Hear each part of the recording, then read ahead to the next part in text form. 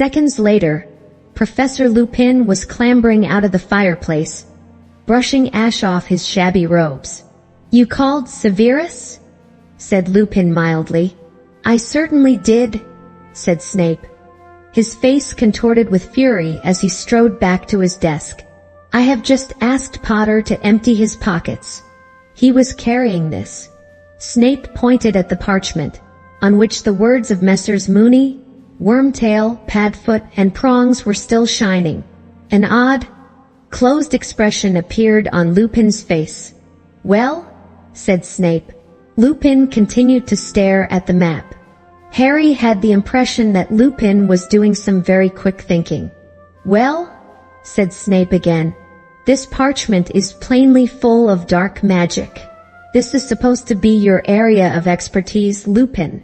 Where do you imagine Potter got such a thing?" Lupin looked up and, by the merest half-glance in Harry's direction, warned him not to interrupt. "Full of dark magic?" he repeated mildly. "Do you really think so, Severus? It looks to me as though it is merely a piece of parchment that insults anybody who reads it. Childish, but surely not dangerous? I imagine Harry got it from a joke shop." "Indeed," said Snape. His jaw had gone rigid with anger. "You think a joke shop could supply him with such a thing? You don't think it more likely that he got it directly from the manufacturers?" Harry didn't understand what Snape was talking about. Nor, apparently, did Lupin.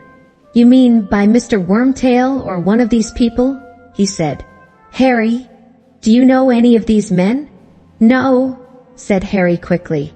"You see Severus?" said Lupin, turning back to Snape. "It looks like a Zonko product to me." Right on cue, Ron came bursting into the office. He was completely out of breath and stopped just short of Snape's desk, clutching the stitch in his chest and trying to speak. "I gave Harry that stuff," he choked. "Bought it in Zonko's ages ago." "Well," said Lupin, clapping his hands together and looking around cheerfully, "that seems to clear that up. Severus, I'll take this back, shall I?" He folded the map and tucked it inside his robes. "Harry, Ron, come with me. I need a word about my vampire essay." "Excuse us, Severus." Harry didn't dare look at Snape as they left his office. He, Ron, and Lupin walked all the way back into the entrance hall before speaking. Then Harry turned to Lupin. "Professor, I don't want to hear explanations," said Lupin shortly. He glanced around the empty entrance hall and lowered his voice. "I happen to know that this map was confiscated by Mr. Filch many years ago." "Yes, I know it's a map," he said as Harry and Ron looked amazed. "I don't want to know how it fell into your possession. I am, however, astounded that you didn't hand it in, particularly after what happened the last time a student left information about the castle lying around. And I can't let you have it back, Harry." Harry had expected that, and was too keen for explanations to protest. "Why did Snape think I'd got it from the manufacturers?" "Because..."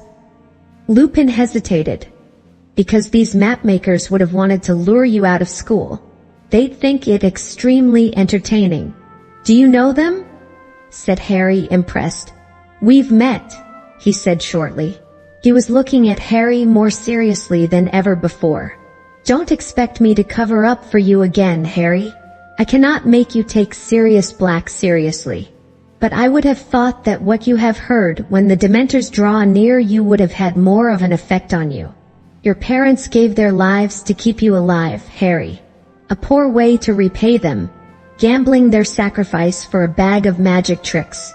He walked away, leaving Harry feeling worse by far than he had at any point in Snape's office. Slowly, he and Ron mounted the marble staircase. As Harry passed the one-eyed witch, he remembered the invisibility cloak. It was still down there, but he didn't dare go and get it. "It's my fault," said Ron abruptly. "I persuaded you to go. Lupin's right, it was stupid, we shouldn't have done it." He broke off. They reached the corridor where the security trolls were pacing. and Hermione was walking toward them. One look at her face convinced Harry that she had heard what had happened. His heart plummeted. Had she told Professor McGonagall? "Come to have a good gloat?" said Ron savagely as she stopped in front of them. "Or have you just been to tell on us?" "No," said Hermione. She was holding a letter in her hands and her lip was trembling.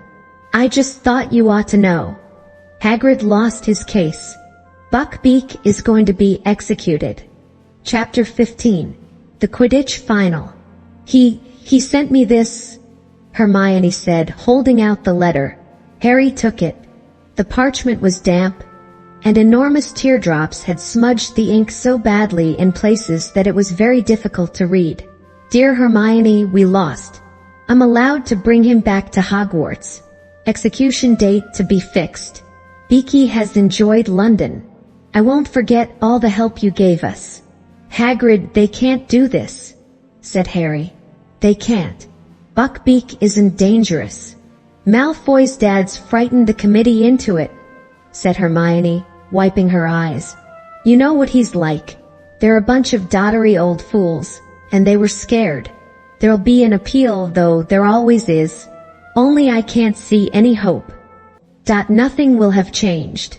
"Yeah, it will," said Ron fiercely. "You won't have to do all the work alone this time, Hermione. I'll help." "Oh, Ron." Hermione flung her arms around Ron's neck and broke down completely. Ron, looking quite terrified, patted her very awkwardly on the top of the head. Finally, Hermione drew away. "Ron, I'm really sorry about Scabbers," she sobbed. "Oh, well, he was old," said Ron, looking thoroughly relieved that she had let go of him. "And he was a bit useless. You never know. Mom and Dad might get me an owl now." The safety measures imposed on the students since Black's second break-in made it impossible for Harry, Ron, and Hermione to go and visit Hagrid in the evenings. Their only chance of talking to him was during care of magical creatures lessons. He seemed numb with shock at the verdict. "'S'all my fault. Got all tongue-tied. They was all sittin' there in black robes and I kept droppin' me notes and forgettin' all them dates ya looked up fair me, Hermione. And then Lucius Malfoy stood up and said his bit. And the committee just did exactly what he told 'em. There's still the appeal," said Ron fiercely. "Don't give up yet. We're working on it." They were walking back up to the castle with the rest of the class. Ahead they could see Malfoy, who was walking with Crabbe and Goyle, and kept looking back, laughing derisively. "'S no good, Ron," said Hagrid sadly as they reached the castle steps. "That committee's in Lucius Malfoy's pocket. I'm just gonna make sure the rest o' Beaky's time is the happiest he's ever had. I owe him that." Hagrid turned around and hurried back toward his cabin, his face buried in his handkerchief. "Look at him blubber." Malfoy, Crabbe, and Goyle had been standing just inside the castle doors, listening. "Have you ever seen anything quite as pathetic?" said Malfoy. "And he's supposed to be our teacher." Harry and Ron both made furious moves toward Malfoy, but Hermione got there first. Smack! She had slapped Malfoy across the face with all the strength she could muster. Malfoy staggered. Harry, Ron, Crabbe, and Goyle stood flabbergasted as Hermione raised her hand again. "Don't you dare call Hagrid pathetic, you foul! You evil—" "Hermione!" said Ron weakly, and he tried to grab her hand as she swung it back. "Get off, Ron!" Hermione pulled out her wand. Malfoy stepped backward. Crabbe and Goyle looked at him for instructions, thoroughly bewildered. "Come on," Malfoy muttered, and in a moment, all three of them had disappeared into the passageway to the dungeons. "Hermione," Ron said again, sounding both stunned and impressed. "Harry, you'd better beat him in the Quidditch final," Hermione said shrilly. "You just better had. Because I can't stand it if Slytherin wins." "We're doing charms," said Ron, still goggling at Hermione. "We'd better go." They hurried up the marble staircase toward Professor Flitwick's classroom. "You're late, boys," said Professor Flitwick reprovingly as Harry opened the classroom door. "Come along quickly, wands out. We're experimenting with cheering charms today. We've already divided into pairs." Harry and Ron hurried to a desk at the back and opened their bags. Ron looked behind him. "Where's Hermione gone?" Harry looked around too. Hermione hadn't entered the classroom. Yet Harry knew she had been right next to him when he had opened the door. "That's weird," said Harry, staring at Ron. Maybe she went to the bathroom or something? But Hermione didn't turn up all lesson. "She could have done with a cheering charm on her too," said Ron as the class left for lunch, all grinning broadly. The cheering charms had left them with a feeling of great contentment. Hermione wasn't at lunch either. By the time they had finished their apple pie, the after effects of the cheering charms were wearing off, and Harry and Ron had started to get slightly worried. "You don't think Malfoy did something to her?" Ron said anxiously as they hurried upstairs toward Gryffindor Tower. They passed the security trolls, gave the fat lady the password, Flibbertigibbet, and scrambled through the portrait hole into the common room. Hermione was sitting at a table, fast asleep, her head resting on an open arithmancy book. They went to sit down on either side of her. Harry prodded her awake. What?" said Hermione, waking with a start and staring wildly around. "Is it time to go? Which lesson have we got now?"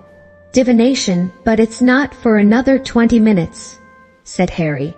"Hermione, why didn't you come to Charms?" "What?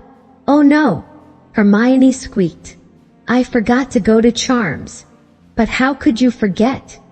said Harry. "You were with us till we were right outside the classroom." "I don't believe it," Hermione wailed. "Was Professor Flitwick angry?" "Oh, it was Malfoy. I was thinking about him and I lost track of things." "You know what, Hermione?" said Ron, looking down at the enormous arithmancy book Hermione had been using as a pillow.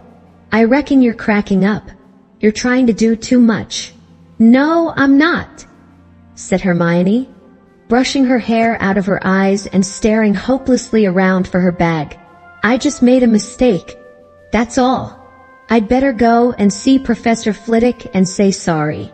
I'll see you in divination." Hermione joined them at the foot of the ladder to Professor Trelawney's classroom 20 minutes later, looking extremely harassed. "I can't believe I missed cheering charms, and I bet they come up in our exams." Professor Flitwick hinted they might. Together they climbed the ladder into the dim, stifling tower room. Glowing on every little table was a crystal ball full of pearly white mist. Harry, Ron, and Hermione sat down together at the same rickety table. "I thought we weren't starting crystal balls until next term," Ron muttered, casting a wary eye around for Professor Trelawney, in case she was lurking nearby. "Don't complain. This means we've finished palmistry," Harry muttered back. "I was getting sick of her flinching every time she looked at my hands."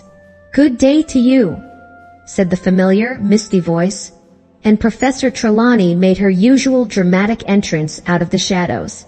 Parvati and Lavender quivered with excitement, their faces lit by the milky glow of their crystal ball.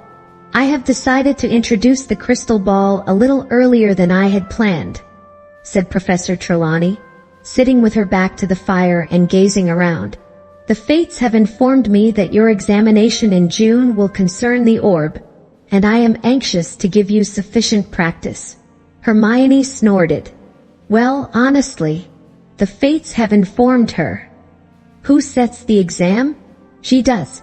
"What an amazing prediction," she said, not troubling to keep her voice low. Harry and Ron choked back laughs. It was hard to tell whether Professor Trelawney had heard them, as her face was hidden in shadow. She continued, however, as though she had not. "Crystal gazing is a particularly refined art," she said dreamily. "I do not expect any of you to see when first you peer into the orb's infinite depths. We shall start by practicing relaxing the conscious mind and external eyes. Ron began to snigger uncontrollably and had to stuff his fist in his mouth to stifle the noise, so as to clear the inner eye and the superconscious. Perhaps, if we are lucky, some of you will see before the end of the class. And so they began. Harry, at least, felt extremely foolish, staring blankly at the crystal ball, trying to keep his mind empty when thoughts such as, "This is stupid," kept drifting across it. It didn't help that Ron kept breaking into silent giggles and Hermione kept tooting. "Seen anything yet?" Harry asked them after a quarter of an hour's quiet crystal gazing. "Yeah, there's a burn on this table," said Ron, pointing. "Someone's spilled their candle." "This is such a waste of time," Hermione hissed. "I could be practicing something useful. I could be catching up on cheering charms." Professor Trelawney rustled past. "Would anyone like me to help them interpret the shadowy portents within their orb?" she murmured over the clinking of her bangles. "I don't need help," Ron whispered. "It's obvious what this means. There's going to be loads of fog tonight." Both Harry and Hermione burst out laughing. "Now, really?" said Professor Trelawney as everyone's heads turned in their direction. Parvati and Lavender were looking scandalized. "You are disturbing the clairvoyant vibrations." She approached their table and peered into their crystal ball. Harry felt his heart sinking. He was sure he knew what was coming. "There is something here," Professor Trelawney whispered, lowering her face to the ball, so that it was reflected twice in her huge glasses. "Something moving. But what is it?" Harry was prepared to bet everything he owned, including his firebolt, that it wasn't good news whatever it was. And sure enough, "My dear," Professor Trelawney breathed, gazing up at Harry. "It is here, plainer than ever before. My dear, stalking toward you, growing ever closer. The GR. Oh, for goodness sake," said Hermione loudly. "Not that ridiculous grim again." Professor Trelawney raised her enormous eyes to Hermione's face. Parvati whispered something to Lavender, and they both glared at Hermione too. Professor Trelawney stood up, surveying Hermione with unmistakable anger. "I am sorry to say that from the moment you have arrived in this class, my dear, it has been apparent that you do not have what the noble art of divination requires. Indeed, I don't remember ever meeting a student whose mind was so hopelessly mundane." There was a moment's silence. Then, "Fine," said Hermione suddenly, getting up and cramming Unfogging the Future back into her bag. "Fine," she repeated, swinging the bag over her shoulder and almost knocking Ron off his chair. "I give up. I'm leaving." And to the whole class's amazement, Hermione strode over to the trapdoor, kicked it open, and climbed down the ladder out of sight. Took a few minutes for the class to settle down again. Professor Trelawney seemed to have forgotten all about the grim. She turned abruptly from Harry and Ron's table, breathing rather heavily as she tugged her gauzy shawl more closely to her. "Oh," said Lavender suddenly, making everyone start. "Oh, Professor Trelawney, I've just remembered. You saw her leaving. Didn't you? Didn't you, Professor? Around Easter. One of our number will leave us forever. You said it ages ago, Professor." Professor Trelawney gave her a dewy smile. "Yes, my dear. I did indeed know that Miss Granger would be leaving us. One hopes, however, that one might have mistaken the signs. The inner eye can be a burden, you know." Lavender and Parvati looked deeply impressed, and moved over so that Professor Trelawney could join their table instead. "Someday Hermione's having Ron muttered to Harry, looking odd. "Yeah." Harry glanced into the crystal ball but saw nothing but swirling white mist. Had Professor Trelawney really seen the grim again? Would he? The last thing he needed was another near-fatal accident, with the Quidditch final drawing ever nearer. The Easter holidays were not exactly relaxing. The third years had never had so much homework. Neville Longbottom seemed close to a nervous collapse. And he wasn't the only one. "Call this a holiday?"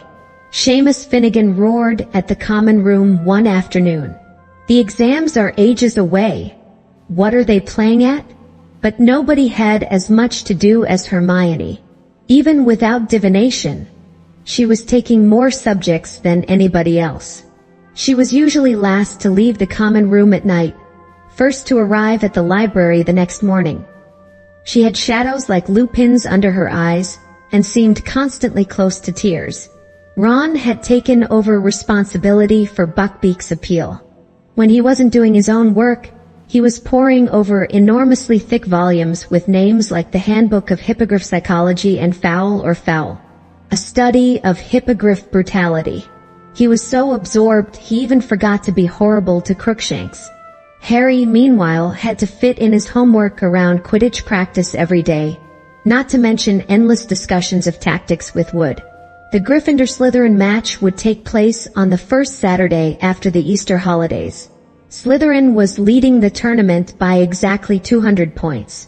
This meant, as Wood constantly reminded his team, that they needed to win the match by more than that amount to win the cup.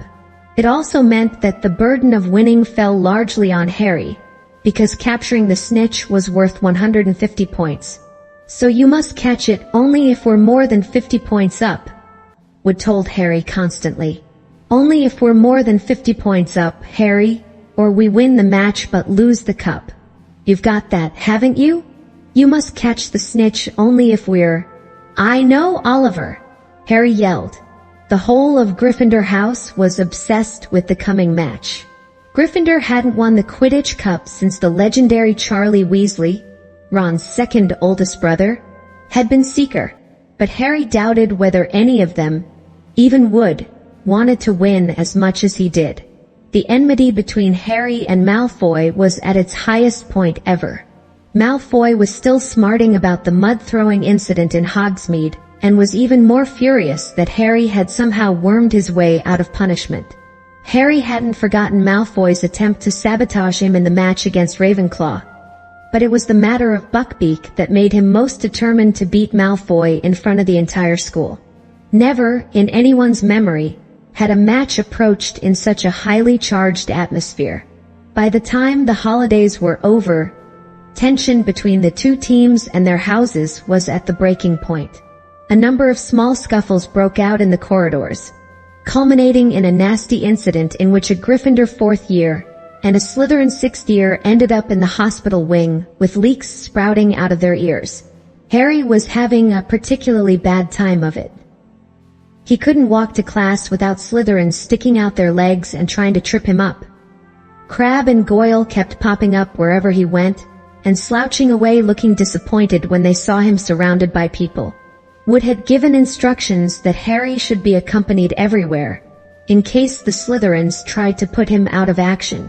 The whole of Gryffindor House took up the challenge enthusiastically, so that it was impossible for Harry to get to classes on time because he was surrounded by a vast, chattering crowd.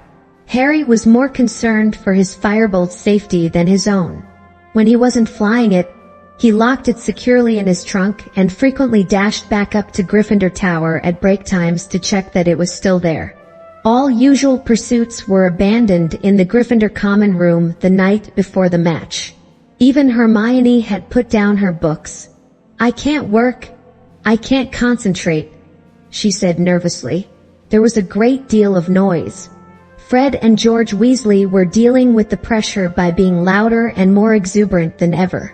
Oliver Wood was crouched over a model of a Quidditch field in the corner, prodding little figures across it with his wand and muttering to himself. Angelina, Alicia, and Katie were laughing at Fred's and George's jokes. Harry was sitting with Ron and Hermione, removed from the center of things, trying not to think about the next day, because every time he did, he had the horrible sensation that something very large was fighting to get out of his stomach. "You're going to be fine," Hermione told him, though she looked positively terrified. "You've got a firebolt," said Ron. "Yeah," said Harry, his stomach writhing. It came as a relief when Wood suddenly stood up and yelled, "Team! Bed!" Harry slept badly. First he dreamed that he had overslept, and that Wood was yelling, "Where were you? We had to use Neville instead." Then he dreamed that Malfoy and the rest of the Slytherin team arrived for the match riding dragons. He was flying at breakneck speed, trying to avoid a spurt of flames from Malfoy's steed's mouth, when he realized he had forgotten his firebolt. He fell through the air and woke with a start. It was a few seconds before Harry remembered that the match hadn't taken place yet, that he was safe in bed, and that the Slytherin team definitely wouldn't be allowed to play on dragons. He was feeling very thirsty. Quietly as he could, he got out of his four-poster and went to pour himself some water from the silver jug beneath the window. The grounds were still and quiet. No breath of wind disturbed the treetops in the forbidden forest. The whomping willow was motionless and innocent-looking. It looked as though the conditions for the match would be perfect. Harry set down his goblet and was about to turn back to his bed when something caught his eye. An animal of some kind was prowling across the silvery lawn. Harry dashed to his bedside table, snatched up his glasses, and put them on, then hurried back to the window. It couldn't be the Grim. Not now, not right before the match. He peered out at the grounds again and, after a minute's frantic searching, spotted it. It was skirting the edge of the forest now. It wasn't the Grim at all. It was a cat. Harry clutched the window ledge in relief as he recognized the bottle-brush tail. It was only Crookshanks. Or was it only Crookshanks? Harry squinted, pressing his nose flat against the glass. Crookshanks seemed to have come to a halt. Harry was sure he could see something else moving in the shadow of the trees too. And just then, it emerged. A gigantic, shaggy black dog, moving stealthily across the lawn, Crookshanks trotting at its side. Harry stared. What did this mean? If Crookshanks could see the dog as well, how could it be an omen of Harry's death? "Ron!" Harry hissed. "Ron! Wake up! Ha! I need you to tell me if you can see something." "Sol dark, Harry," Ron muttered thickly. "What are you on about?" "Down here." Harry looked quickly back out of the window. Crookshanks and the dog had vanished. Harry climbed onto the windowsill to look right down into the shadows of the castle. But they weren't there. Where had they gone? A loud snore told him Ron had fallen asleep again. Harry and the rest of the Gryffindor team entered the Great Hall the next day to enormous applause. Harry couldn't help grinning broadly as he saw that both the Ravenclaw and Hufflepuff tables were applauding them too. The Slytherin table hissed loudly as they passed. Harry noticed that Malfoy looked even paler than usual. Wood spent the whole of breakfast urging his team to eat, while touching nothing himself. Then he hurried them off to the field before anyone else had finished, so they could get an idea of the conditions.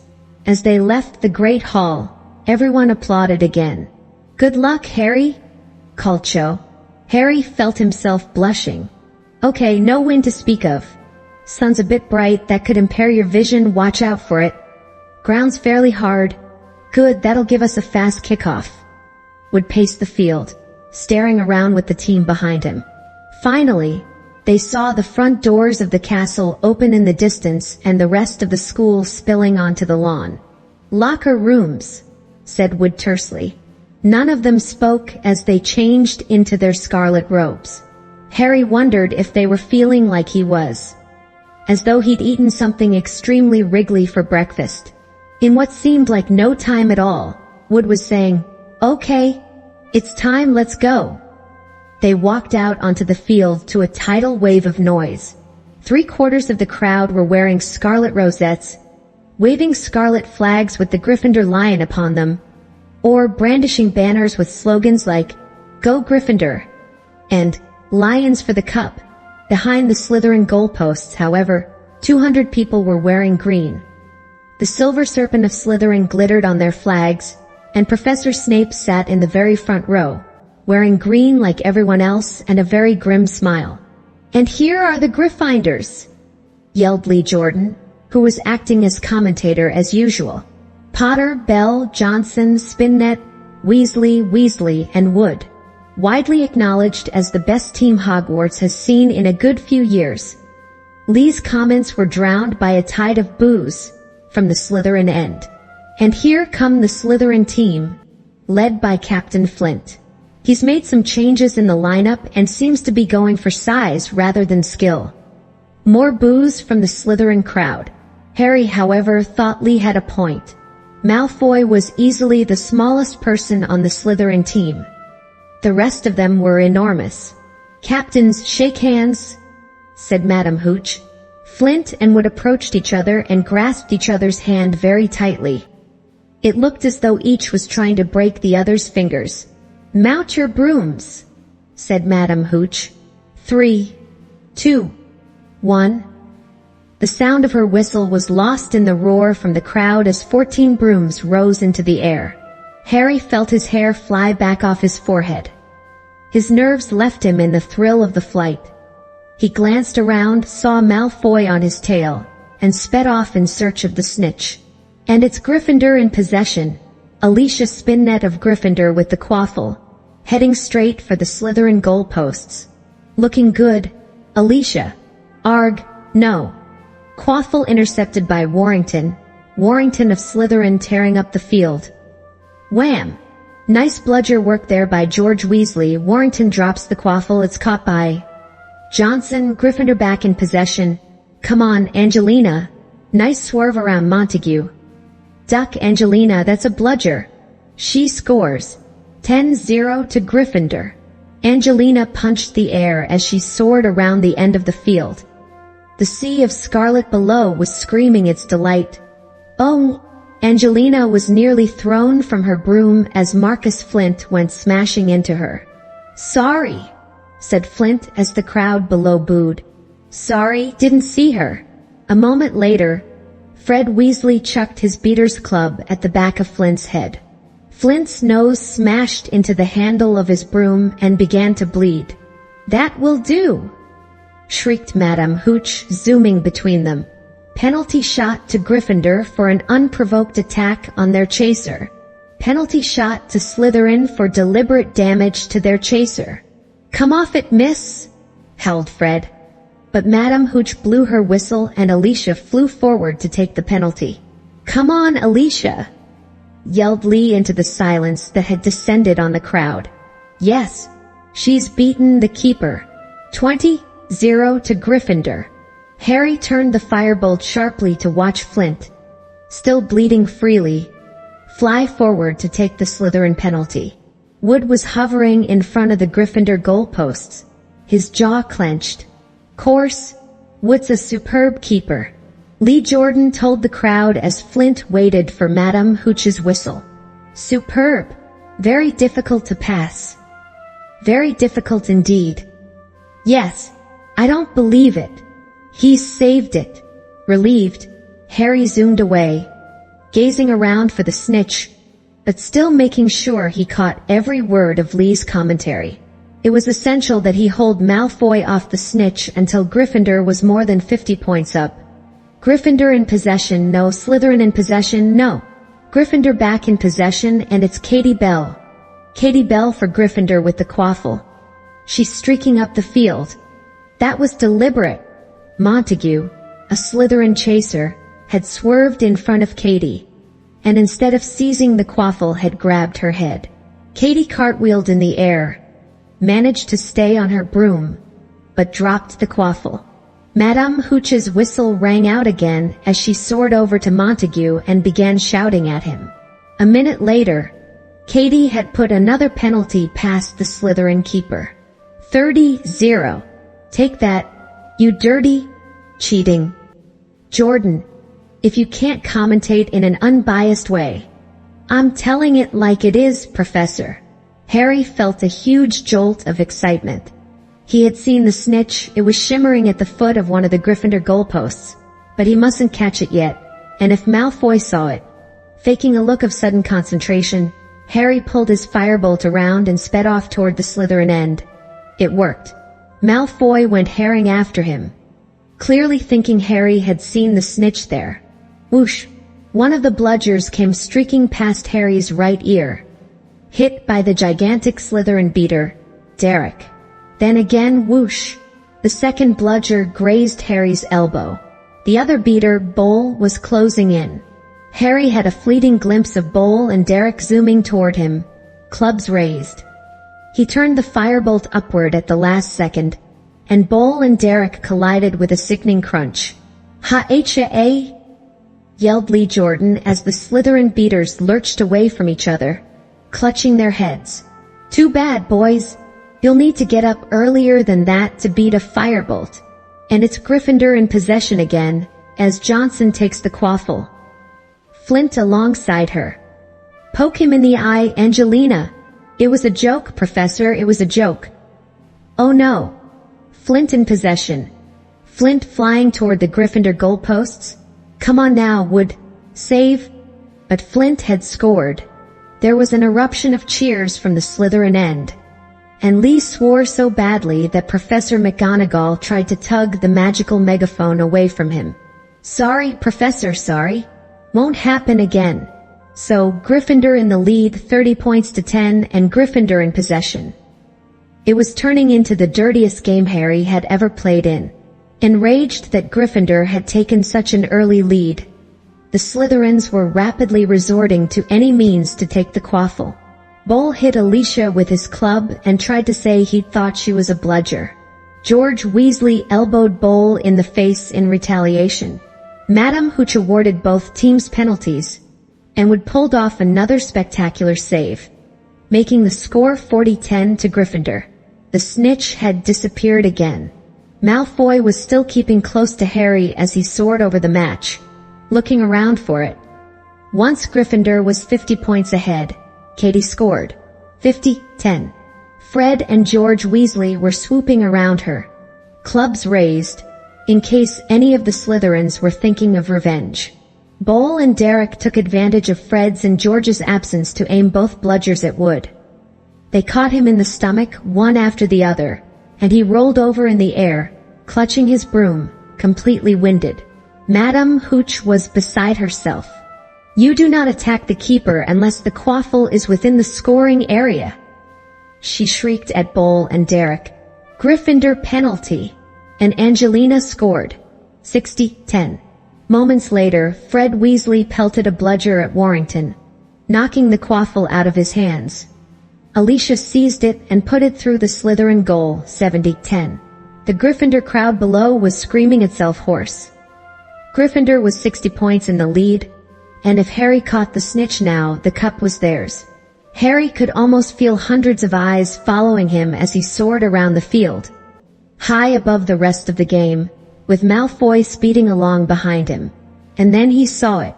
The snitch was sparkling 20 feet above him. Harry put on a huge burst of speed. The wind was roaring in his ears. He stretched out his hand, but suddenly, the firebolt was slowing down. Horrified, he looked around. Malfoy had thrown himself forward, grabbed hold of the firebolt's tail, and was pulling it back. You! Harry was angry enough to hit Malfoy, but couldn't reach. Malfoy was panting with the effort of holding on to the firebolt, but his eyes were sparkling maliciously. He had achieved what he'd wanted to do. The snitch had disappeared again. Penalty. Penalty to Gryffindor. I've never seen such tactics, Madame Hooch screeched, shooting up to where Malfoy was sliding back onto his Nimbus 2001. You cheating scum. Lee Jordan was howling into the megaphone, dancing out of Professor McGonagall's reach. You filthy, cheating bee. Professor McGonagall didn't even bother to tell him off. She was actually shaking her finger in Malfoy's direction. Her hat had fallen off, and she too was shouting furiously. Alicia took Gryffindor's penalty, but she was so angry she missed by several feet. The Gryffindor team was losing concentration, and the Slytherins, delighted by Malfoy's foul on Harry, were being spurred on to greater heights. Slytherin in possession. Slytherin heading for goal. Montague scores. Lee groaned. 70-20 to Gryffindor. Harry was now marking Malfoy so closely their knees kept hitting each other. Harry wasn't going to let Malfoy anywhere near the snitch. "Get out of it, Potter!"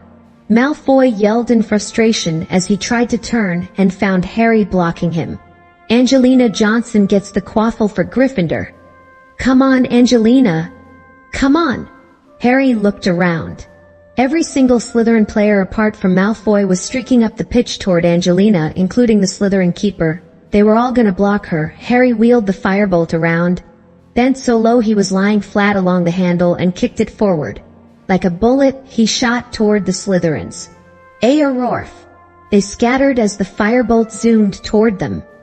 Angelina's way was clear. She scores. She scores. Gryffindor leads by 80 points to 20. Harry, who had almost pelted headlong into the stands, skidded to a halt in midair, reversed, and zoomed back into the middle of the field. And then he saw something to make his heart stand still. Malfoy was diving, a look of triumph on his face. There, a few feet above the grass below, was a tiny golden glimmer. Harry urged the firebolt downward, but Malfoy was miles ahead. "Go! Go! Go!" Harry urged his broom. He was gaining on Malfoy. Harry flattened himself to the broom handle as Bowles sent a bludger at him. He was at Malfoy's ankles. He was level. Harry threw himself forward, taking both hands off his broom. He knocked Malfoy's arm out of the way and... Yes! He pulled out of his dive, his hand in the air, and the stadium exploded. Harry soared above the crowd, an odd ringing in his ears. The tiny golden ball was held tight in his fist, beating its wings hopelessly against his fingers. Then Wood was speeding toward him, half blinded by tears. He seized Harry around the neck and sobbed unrestrainedly into his shoulder. Harry felt 2 large thumps as Fred and George hit them. Then Angelina's, Alicia's, and Katie's voices. "We've won the cup! We've won the cup!" tangled together in a many-armed hug. The Gryffindor team sank, yelling hoarsely, back to earth. Wave upon wave of crimson supporters was pouring over the barriers onto the field. Hands were raining down on their backs. Harry had a confused impression of noise and bodies pressing in on him. Then he, and the rest of the team, were hoisted onto the shoulders of the crowd. Thrust into the light, he saw Hagrid, plastered with crimson rosettes. "Yeah, beat him, Harry. Yeah, beat him. Wait till I tell Buckbeak." There was Percy, jumping up and down like a maniac, all dignity forgotten. Professor McGonagall was sobbing harder even than Wood, wiping her eyes with an enormous Gryffindor flag. And there, fighting their way toward Harry, were Ron and Hermione. Words failed them. They simply beamed as Harry was borne toward the stands, where Dumbledore stood waiting with the enormous Quidditch cup. If only there had been a Dementor around. As a sobbing Wood passed Harry the cup, as he lifted it into the air, Harry felt he could have produced the world's best Patronus. Chapter 16. Professor Trelawney's Prediction. Harry's euphoria at finally winning the Quidditch Cup lasted at least a week. Even the weather seemed to be celebrating. As June approached, the days became cloudless and sultry, and all anybody felt like doing was strolling onto the grounds and flopping down on the grass with several pints of iced pumpkin juice, perhaps playing a casual game of gobstones or watching the giant squid propel itself dreamily across the surface of the lake. But they couldn't. Exams were nearly upon them, and instead of lazing around outside, the students were forced to remain inside the castle, trying to bully their brains into concentrating while enticing wafts of summer air drifted in through the windows. Even Fred and George Weasley had been spotted working. They were about to take their WLS, ordinary wizarding levels. Percy was getting ready to take his N.E.W.T.S. nastily exhausting wizarding tests, the highest qualification Hogwarts offered.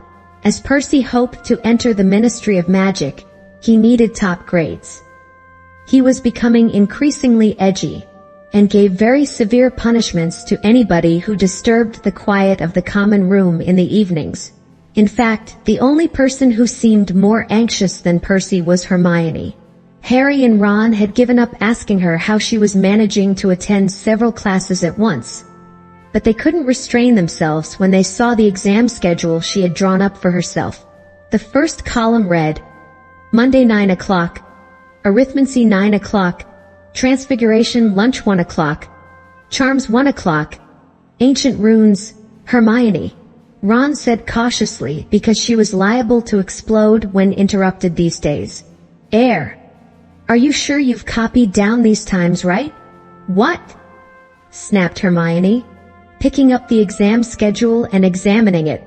Yes, of course I have. Is there any point asking how you're going to sit for 2 exams at once? Said Harry. No, said Hermione shortly. Have either of you seen my copy of Numerology and Grammatica? Oh yeah, I borrowed it for a bit of bedtime reading, said Ron, but very quietly. Hermione started shifting heaps of parchment around on her table, looking for the book. Just then, there was a rustle at the window and Hedwig fluttered through it, a note clutched tight in her beak. It's from Hagrid, said Harry, ripping the note open. Buckbeak's appeal. It's set for the 6th. That's the day we finish our exams, said Hermione, still looking everywhere for her arithmancy book. And they're coming up here to do it, said Harry, still reading from the letter. Someone from the Ministry of Magic and an executioner. Hermione looked up, startled. They're bringing the executioner to the appeal. But that sounds as though they've already decided. Yeah, it does, said Harry slowly. They can't. Ron howled. I've spent ages reading up on stuff for him. They can't just ignore it all. But Harry had a horrible feeling that the Committee for the Disposal of Dangerous Creatures had had its mind made up for it by Mr. Malfoy. Draco, who had been noticeably subdued since Gryffindor's triumph in the Quidditch final, seemed to regain some of his old swagger over the next few days. From sneering comments Harry overheard, Malfoy was certain Buckbeak was going to be killed, and seemed thoroughly pleased with himself for bringing it about. It was all Harry could do to stop himself imitating Hermione and hitting Malfoy in the face on these occasions. And the worst thing of all was that they had no time or opportunity to go and see Hagrid, because the strict new security measures had not been lifted, and Harry didn't dare retrieve his invisibility cloak from below the one-eyed witch. Exam week began and an unnatural hush fell over the castle. The third years emerged from Transfiguration at lunchtime on Monday, limp and ashen-faced, comparing results and bemoaning the difficulty of the tasks they had been set, which had included turning a teapot into a tortoise. Hermione irritated the rest by fussing about how her tortoise had looked more like a turtle, which was the least of everyone else's worries. Mine still had a spout for a tail. What a nightmare. Were the tortoises supposed to breathe steam? It still had a willow-patterned shell. Do you think that'll count against me? Then, after a hasty lunch, it was straight back upstairs for the charms exam. Hermione had been right. Professor Flitwick did indeed test them on cheering charms. Harry slightly overdid his out of nerves and Ron, who was partnering him, ended up in fits of hysterical laughter and had to be led away to a quiet room for an hour before he was ready to perform the charm himself. After dinner, the students hurried back to their common rooms, not to relax, but to start studying for care of magical creatures, potions, and astronomy. Hagrid presided over the care of magical creatures exam the following morning with a very preoccupied air indeed. His heart didn't seem to be in it at all. He had provided a large tub of fresh flobberworms for the class, and told them that to pass the test, their flobberworm had to still be alive at the end of 1 hour. As flobberworms flourished best if left to their own devices, It was the easiest exam any of them had ever taken, and also gave Harry, Ron, and Hermione plenty of opportunity to speak to Hagrid. "Beaky's getting a bit depressed," Hagrid told them, bending low on the pretense of checking that Harry's flobberworm was still alive. "Been cooped up too long. But still. We'll know day after tomorrow, one way or the other." They had potions that afternoon, which was an unqualified disaster. Try as Harry might, he couldn't get his confusing concoction to thicken, and Snape, standing watch with an air of vindictive pleasure, scribbled something that looked suspiciously like a 0 onto his notes before moving away. Then came astronomy at midnight, up on the tallest tower, history of magic on Wednesday morning, in which Harry scribbled everything Florian Fortescue had ever told him about medieval witch hunts, while wishing he could have had one of Fortescue's choconut sundaes with him in the stifling classroom. Wednesday afternoon meant herbology, in the greenhouses under a baking hot sun. Then back to the common room once more, with sunburnt necks, thinking longingly of this time next day, when it would all be over. Their second to last exam on Thursday morning was Defense Against the Dark Arts. Professor Lupin had compiled the most unusual exam any of them had ever taken. A sort of obstacle course outside in the sun, where they had to wade across a deep paddling pool containing a Grindylow, cross the series of potholes full of red caps, squish their way across a patch of marsh while ignoring misleading directions from a hinkapunk, then climb into an old trunk and battle with a new boggart. "Excellent, Harry," Lupin muttered as Harry climbed out of the trunk, grinning. "Full marks." Flushed with his success, Harry hung around to watch Ron and Hermione. Ron did very well until he reached the hinkapunk, which successfully confused him into sinking waist-high into the quagmire. Hermione did everything perfectly until she reached the trunk with the boggart in it. After about a minute inside it, she burst out again, screaming. "Hermione," said Lupin, startled. "What's the matter?" Professor McGonagall," Hermione gasped, pointing into the trunk. She said I'd failed everything." Took a little while to calm Hermione down. When at last she had regained a grip on herself, she, Harry, and Ron went back to the castle. Ron was still slightly inclined to laugh at Hermione's boggart, but an argument was averted by the sight that met them on the top of the steps. Cornelius Fudge, sweating slightly in his pinstriped cloak, was standing there staring out at the grounds. He started at the sight of Harry. "Hello there, Harry," he said. "Just had an exam, I expect? Nearly finished." "Yes," said Harry. Hermione and Ron, not being on speaking terms with the Minister of Magic, hovered awkwardly in the background.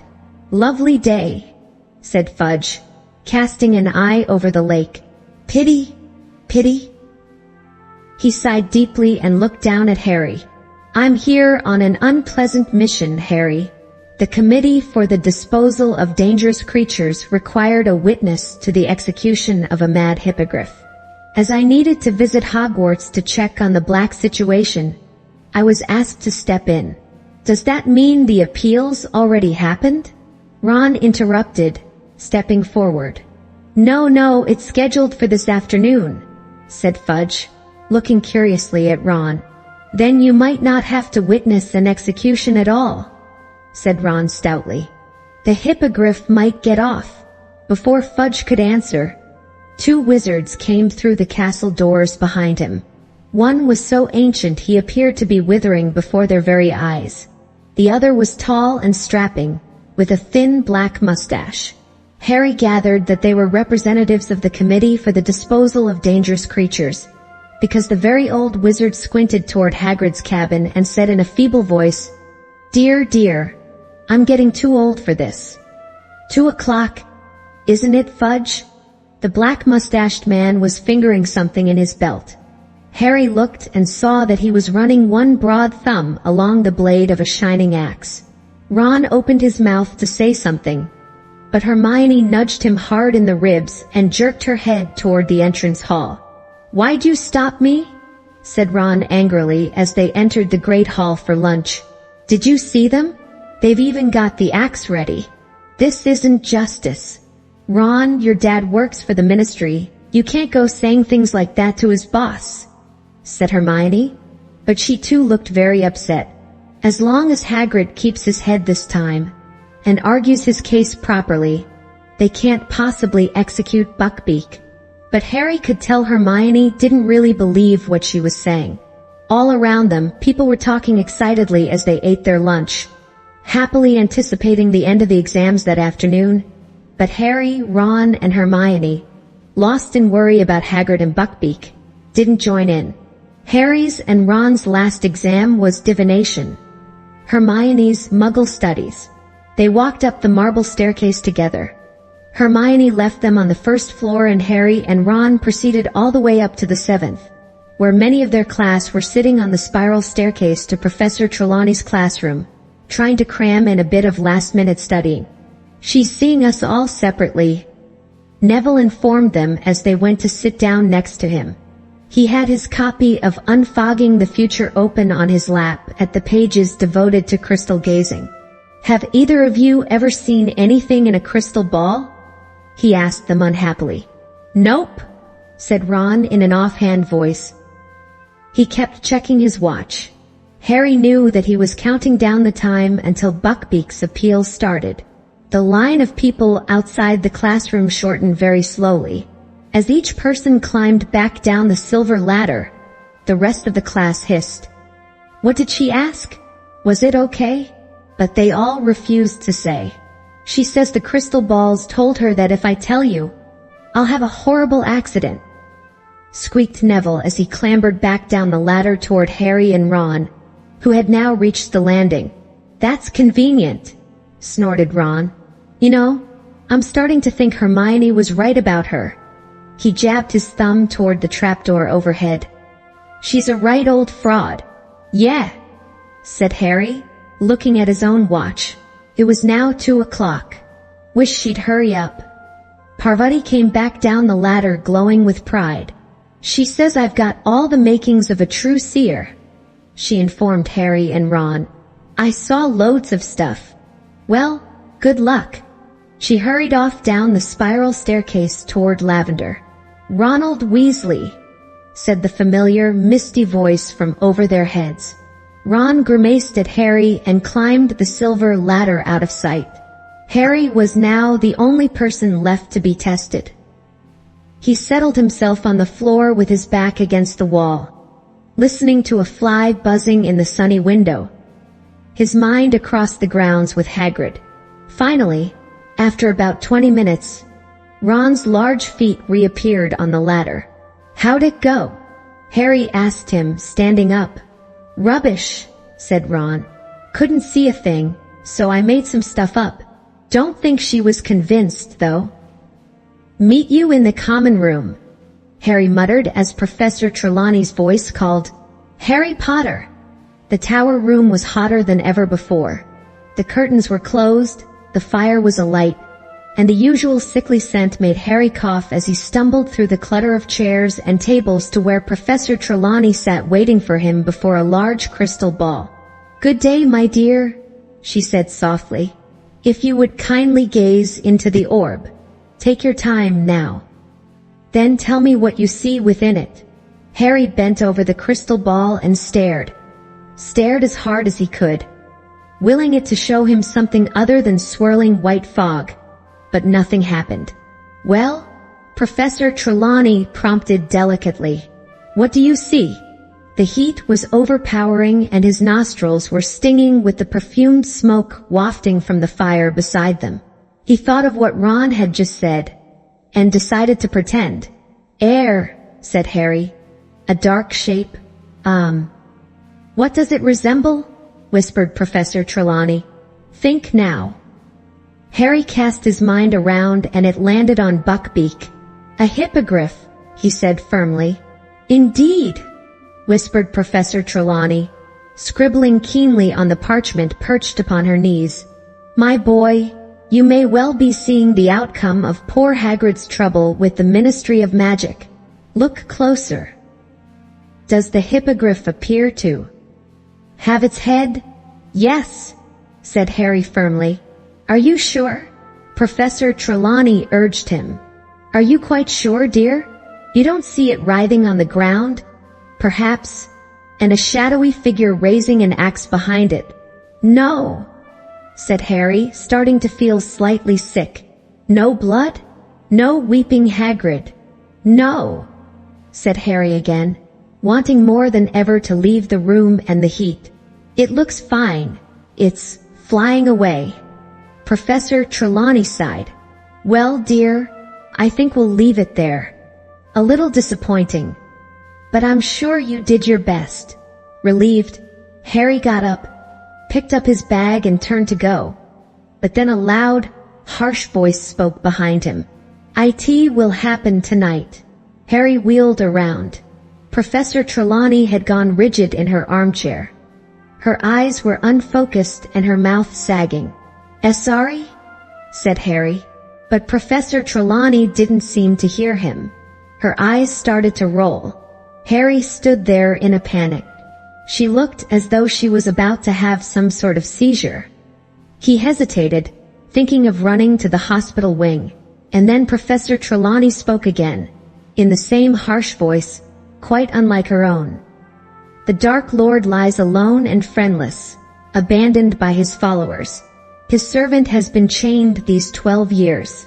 Tonight, before midnight, the servant will break free and set out to rejoin his master. The Dark Lord will rise again with his servant's aid, greater and more terrible than ever before. Tonight, before midnight, the servant will set out to rejoin his master. Professor Trelawney's head fell forward onto her chest. She made a grunting sort of noise. Then, quite suddenly, Professor Trelawney's head snapped up again. I'm so sorry, dear boy, she said dreamily. The heat of the day, you know. I drifted off for a moment. Harry stood there, still staring. Is there anything wrong, my dear? You just told me that the Dark Lord's going to rise again. That his servant's going to go back to him. Professor Trelawney looked thoroughly startled. The Dark Lord? He who must not be named? My dear boy, that's hardly something to joke about. Rise again, indeed. But you just said it. You said the Dark Lord.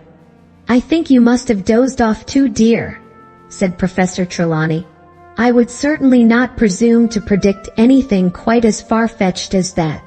Harry climbed back down the ladder and the spiral staircase, wondering. Had he just heard Professor Trelawney make a real prediction? Or had that been her idea of an impressive end to the test? 5 minutes later, he was dashing past the security trolls outside the entrance to Gryffindor Tower. Professor Trelawney's words still resounding in his head. People were striding past him in the opposite direction, laughing and joking, heading for the grounds and a bit of long-awaited freedom. By the time he had reached the portrait hole and entered the common room, it was almost deserted. Over in the corner, however, sat Ron and Hermione. Professor Trelawney, Harry panted, just told me. But he stopped abruptly at the sight of their faces. Buckbeak lost, said Ron weakly. Hagrid's just sent this. Hagrid's note was dry this time. No tears had splattered it. Yet his hands seemed to have shaken so much as he wrote that it was hardly legible. Lost appeal. They're going to execute at sunset. Nothing you can do. Don't come down. I don't want you to see it. Hagrid, we've got to go, said Harry at once. He can't just sit there on his own, waiting for the executioner. Sunset, though, said Ron, who was staring out the window in a glazed sort of way. We'd never be allowed. Especially you, Harry. Harry sank his head into his hands, thinking, if we only had the invisibility cloak. Where is it? Said Hermione. Harry told her about leaving it in the passageway under the one-eyed witch. If Snape sees me anywhere near there again, I'm in serious trouble, he finished. That's true, said Hermione, getting to her feet. If he sees you, how do you open the witch's hump again? You tap it and say, Descendium, said Harry. But Hermione didn't wait for the rest of his sentence. She strode across the room, pushed open the fat lady's portrait and vanished from sight. She hasn't gone to get it? Ron said, staring after her. She had. Hermione returned a quarter of an hour later with the silvery cloak folded carefully under her robes. Hermione, I don't know what's gotten into you lately, said Ron, astounded. First you hit Malfoy, then you walk out on Professor Trelawney. Hermione looked rather flattered. They went down to dinner with everybody else, but did not return to Gryffindor Tower afterward. Harry had the cloak hidden down the front of his robes. He had to keep his arms folded to hide the lump. They skulked in an empty chamber off the entrance hall, listening until they were sure it was deserted. They heard a last pair of people hurrying across the hall and a door slamming. Hermione poked her head around the door. Okay, she whispered. No one there, cloak on. Walking very close together so that nobody would see them, they crossed the hall on tiptoe beneath the cloak, then walked down the stone front steps into the grounds. The sun was already sinking behind the forbidden forest, gilding the top branches of the trees. They reached Hagrid's cabin and knocked. He was a minute in answering, and when he did, he looked all around for his visitor, pale-faced and trembling. It's us, Harry hissed. We're wearing the invisibility cloak. Let us in and we can take it off. Yeah, shouldn't we come? Hagrid whispered, but he stood back, and they stepped inside. Hagrid shut the door quickly and Harry pulled off the cloak. Hagrid was not crying, nor did he throw himself upon their necks. He looked like a man who did not know where he was or what to do. This helplessness was worse to watch than tears. Want some tea, he said. His great hands were shaking as he reached for the kettle. Where's Buckbeak, Hagrid? Said Hermione hesitantly. I took him outside, said Hagrid, spilling milk all over the table as he filled up the jug. He's tethered in me pumpkin patch. Thought he ought to see the trees and smell fresh air before. Hagrid's hand trembled so violently that the milk jug slipped from his grasp and shattered all over the floor. I'll do it, Hagrid, said Hermione quickly, hurrying over and starting to clean up the mess. There's another one in the cupboard, Hagrid said, sitting down and wiping his forehead on his sleeve. Harry glanced at Ron, who looked back hopelessly. Isn't there anything anyone can do, Hagrid? Harry asked fiercely, sitting down next to him. Dumbledore. He's tried, said Hagrid. He's got no power to overrule the committee. He told them Buckbeak's all right, but they're scared. You know what Lucius Malfoy's like. Threatened him, I expect. And the executioner, McNair, he's an old pal of Malfoy's. But it'll be quick and clean. And I'll be beside him. Hagrid swallowed. His eyes were darting all over the cabin as though looking for some shred of hope or comfort. Dumbledore's gonna come down while it happens. Wrote me this morning. Said he wants to be with me. Great man, Dumbledore. Hermione, who had been rummaging in Hagrid's cupboard for another milk jug, let out a small, quickly stifled sob. She straightened up with the new jug in her hands, fighting back tears. We'll stay with you too, Hagrid, she began, but Hagrid shook his shaggy head. Yeri ter go back up ter the castle. I told ya, I don't want ya watchin', and ya shouldn't be down here anyway. If Fudge and Dumbledore catch ya out without permission, Harry, you'll be in big trouble. Silent tears were now streaming down Hermione's face, but she hid them from Hagrid, bustling around making tea. Then, as she picked up the milk bottle to pour some into the jug, she let out a shriek. Ron, I don't believe it. It's Scabbers. Ron gaped at her. What are you talking about? Hermione carried the milk jug over to the table and turned it upside down. With a frantic squeak, and much scrambling to get back inside, Scabbers the rat came sliding out onto the table. "Scabbers," said Ron blankly. "Scabbers, what are you doing here?" He grabbed the struggling rat and held him up to the light. Scabbers looked dreadful. He was thinner than ever.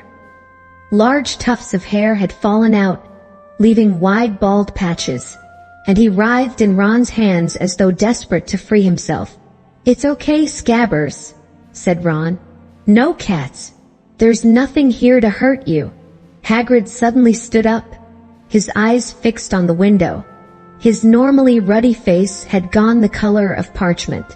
"They're comin'." Harry, Ron, and Hermione whipped around. A group of men was walking down the distant castle steps. In front was Albus Dumbledore, his silver beard gleaming in the dying sun. Next to him trotted Cornelius Fudge. Behind them came the feeble old committee member and the executioner, McNair. "Ya gotta go," said Hagrid. Every inch of him was trembling. "They mustn't find ya here. Go now." Ron stuffed Scabbers into his pocket and Hermione picked up the cloak. "I'll let ya out the back way," said Hagrid. They followed him to the door into his back garden. Harry felt strangely unreal, and even more so when he saw Buckbeak a few yards away, tethered to a tree behind Hagrid's pumpkin patch. Buckbeak seemed to know something was happening. He turned his sharp head from side to side and pawed the ground nervously. "It's okay, Beaky," said Hagrid softly. "It's okay." He turned to Harry, Ron, and Hermione. "Go on," he said. "Get going, Dot." But they didn't move. "Hagrid, we can't." "We'll tell them what really happened. They can't kill him." "Go," said Hagrid fiercely. "It's bad enough without you lot in trouble and all." They had no choice. As Hermione threw the cloak over Harry and Ron, they heard voices at the front of the cabin. Hagrid looked at the place where they had just vanished from sight. "Go quick," he said hoarsely. "Don, listen." And he strode back into his cabin as someone knocked at the front door.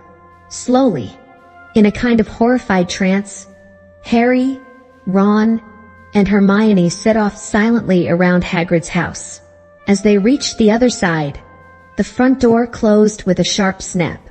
"Please, let's hurry," Hermione whispered. "I can't stand it. I can't bear it." They started up the sloping lawn toward the castle. The sun was sinking fast now. The sky had turned to a clear, purple-tinged gray, but to the west there was a ruby-red glow. Ron stopped dead. "Oh, please, Ron," Hermione began. "It's Scabbers, he won't." "Stay put." Ron was bent over, trying to keep Scabbers in his pocket, but the rat was going berserk. Squeaking madly, twisting and flailing, trying to sink his teeth into Ron's hand. "Scabbers, it's me, you idiot, it's Ron," Ron hissed. They heard a door open behind them and men's voices. "Oh, Ron, please let's move. They're going to do it." Hermione breathed. "Okay, Scabbers, stay put." They walked forward. Harry, like Hermione, was trying not to listen to the rumble of voices behind them. Ron stopped again. "I can't hold him, Scabbers.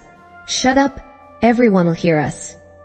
The rat was squealing wildly, but not loudly enough to cover up the sounds drifting from Hagrid's garden. There was a jumble of indistinct male voices, a silence, and then, without warning, the unmistakable swish and thud of an axe. Hermione swayed on the spot. "They did it," she whispered to Harry. "I don't believe it. They did it." Chapter 17. Cat, Rat, and Dog. Harry's mind had gone blank with shock. The three of them stood transfixed with horror under the invisibility cloak. The very last rays of the setting sun were casting a bloody light over the long-shadowed grounds. Then, behind them they heard a wild howling. "Hagrid," Harry muttered. Without thinking about what he was doing, he made to turn back, but both Ron and Hermione seized his arms. "We can't," said Ron, who was paper white. "He'll be in worse trouble if they know we've been to see him." Hermione's breathing was shallow and uneven. "How could they?" she choked. "How could they?" "Come on," said Ron, whose teeth seemed to be chattering. They set off back toward the castle, walking slowly to keep themselves hidden under the cloak. The light was fading fast now. By the time they reached open ground, darkness was settling like a spell around them. "Scabbers, keep still," Ron hissed, clamping his hand over his chest. The rat was wriggling madly. Ron came to a sudden halt, trying to force Scabbers deeper into his pocket. "What's the matter with you, you stupid rat? Stay still." "Oh, he bit me." "Ron, be quiet," Hermione whispered urgently. "Fudge'll be out here in a minute." "He won't stay put." Scabbers was plainly terrified. He was writhing with all his might, trying to break free of Ron's grip. "What's the matter with him?" But Harry had just seen. Slinking toward them, his body low to the ground, wide yellow eyes glinting eerily in the darkness, Crookshanks. Whether he could see them or was following the sound of Scabbers' squeaks, Harry couldn't tell. "Crookshanks," Hermione moaned. "No, go away, Crookshanks. Go away." But the cat was getting nearer. "Scabbers, no." Too late. The rat had slipped between Ron's clutching fingers, hit the ground, and scampered away. In one bound, Crookshanks sprang after him, and before Harry or Hermione could stop him, Ron had thrown the invisibility cloak off himself and pelted away into the darkness. "Ron!" Hermione moaned. She and Harry looked at each other, then followed at a sprint. It was impossible to run full out under the cloak. They pulled it off and it streamed behind them like a banner as they hurtled after Ron. They could hear his feet thundering along ahead and his shouts at Crookshanks. "Get away from him! Get away, Scabbers! Come here!" There was a loud thud. "Gotcha! Get off, you stinking cat!" Harry and Hermione almost fell over Ron. They skidded to a stop right in front of him. He was sprawled on the ground, but Scabbers was back in his pocket. He had both hands held tight over the quivering lump. "Ron! Come on! Back under the cloak!" Hermione panted. "Dumbledore, the minister. They'll be coming back out in a minute." But before they could cover themselves again, before they could even catch their breath, they heard the soft pounding of gigantic paws. Something was bounding toward them out of the dark.